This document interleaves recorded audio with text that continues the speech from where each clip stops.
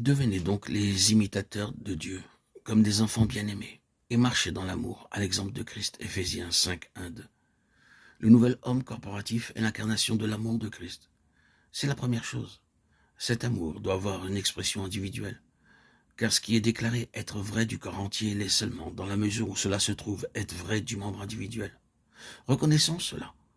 Quand nous parlons de l'Église ou du corps de Christ, ou que nous nous servons de ce titre alternatif, le nouvel homme, nous parlons de ce qui est l'incarnation de l'amour de Christ. Et quand nous disons que nous revêtons ou avons revêtu le nouvel homme, nous voulons dire que nous avons revêtu l'amour de Christ. Marcher dans l'amour, alors, est une chose qui est impliquée.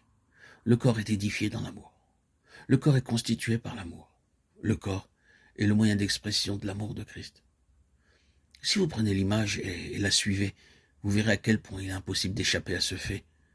Si vous trouviez un corps sans tête, on pourrait dire que vous avez trouvé un corps. Mais ce serait un corps très mutilé. Cela ne pourrait pas vraiment être appelé un corps dans le plein sens du terme. Le Seigneur Jésus n'a pas un tel corps. Pour une pleine expression de la signification du mot corps, il doit y avoir une tête et des membres tous ensemble, correctement ajustés et reliés. Or, on ne peut pas dire que Christ, en tant que tête et amour, et que ses membres soient considérés séparés de lui. Le corps est un. Christ, dans son expression, englobe ses membres.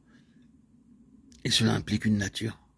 Cette nature est amour, donc, comme des enfants bien-aimés, marcher dans l'amour, à l'exemple de Christ, qui nous a aimés. L'amour n'est pas le seul trait caractéristique de cette nouvelle nature. Nous l'employons simplement pour indiquer que cette nature implique une nouvelle tendance ou disposition du corps.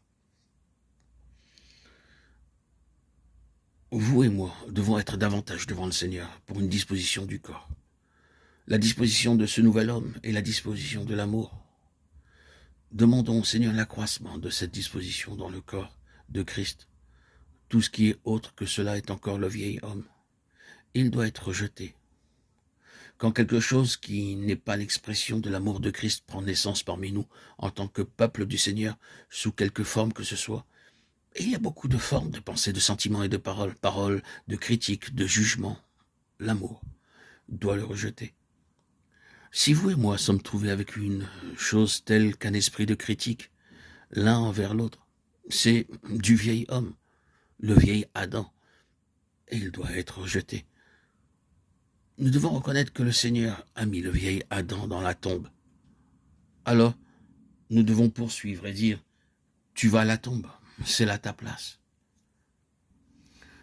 Le nouvel homme, donc, parle d'une nouvelle nature et d'une nouvelle disposition. Nous tous avons besoin davantage de cette disposition du nouvel homme, afin que nous marchions dans l'amour.